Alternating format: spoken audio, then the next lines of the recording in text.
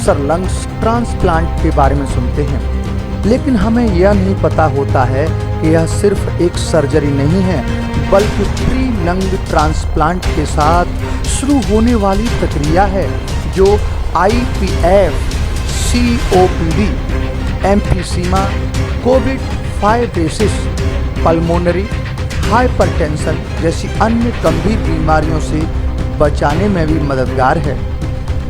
यह कहना है इंद्रप्रस्थ अपोलो हॉस्पिटल के critical care and sleep medicine विभाग के वरिष्ठ सलाहकार पल्मोनोलॉजिस्ट डॉक्टर MS कंवर का।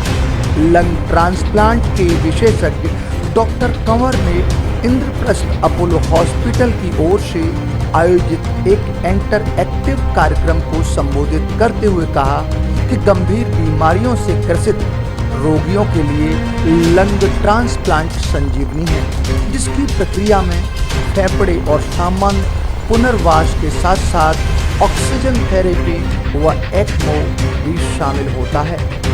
दरअसल लोगों को उन्नत उपचार प्रदान करने के उद्देश्य से अपोलो की पहल के तहत नई दिल्ली स्थित इंद्रप्रस्थ अपोलो हॉस्पिटल ने आगरा के होटल हॉलीडे इंन में इंटरएक्टिव कार्यक्रम आयोजित किया।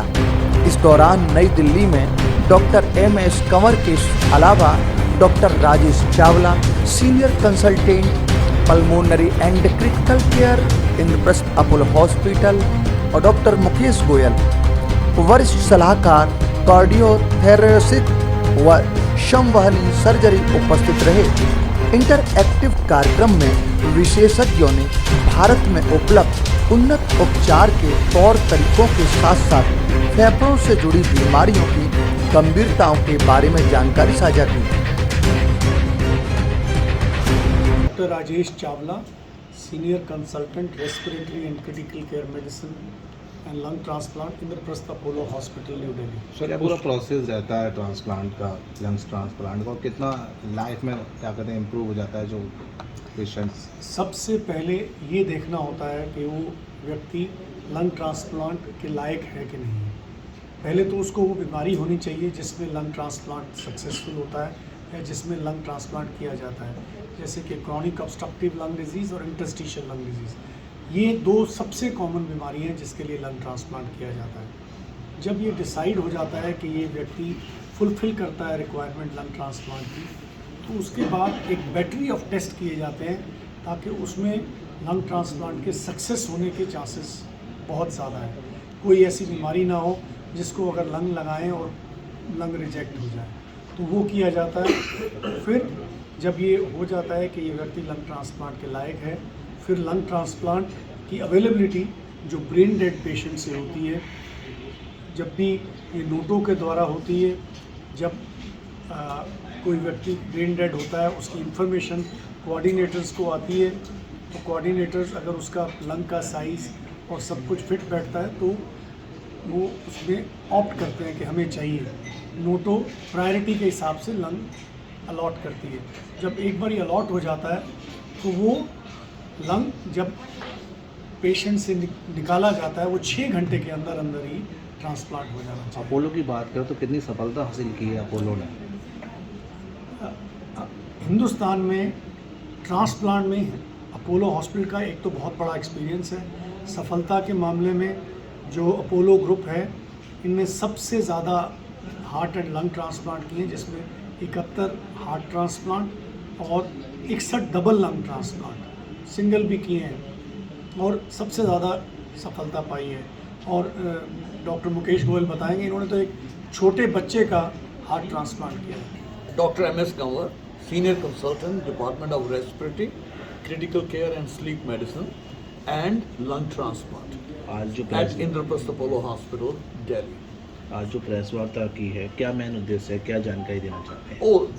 लंग ट्रांसप्लांट क्या चीज़ होती है, किन पेशेंट्स में की जाती है, और इसके हम डोनर के बारे में और रिसिपिएंट के बारे में हम बता रहे हैं, और इनके कॉम्प्लिकेशंस के बारे में भी बात करेंगे, चैलेंजेस क्या आते हैं उसके बारे में बात करेंगे, और सर्वाइवल रेट कितना इम्प्रूव हो जाता है, क्वालिटी ऑफ लाइफ कितनी इम्प्रूव हो जाती है, ये सारी चीज़ों के बारे में बात करेंगे। किस तरह के पेशेंट को क्या ट्रांसप्लांट? देखिए, ट्रांसप्लांट के लिए सबसे कॉमन जो है उस chronic obstructive pulmonary disease COPD, जो कि खांसी से सालों साल और सांस फूल रहा है, चलने फिरने में मुश्किल हो रहा है, एम्फीसीमा है, स्मोक कर रहे हैं, या कईयों को, लेडीज़ को खासकर अर्ली एज में चूल्हा स्मोकिंग से भी COPD हुआ होता है। सो ये चीज़ें हैं जो कि COPD लेट स्टेज में कर देती हैं, जिसमें कि इवेंचुअली लंग फेलियर में पेशेंट चला जाता है और लंग फंक्शन बहुत ही ख़राब हो जाता है। दूसरी जो बहुत ही इंपॉर्टेंट डिजीज पैटर्न है, that is interstitial lung fibrosis,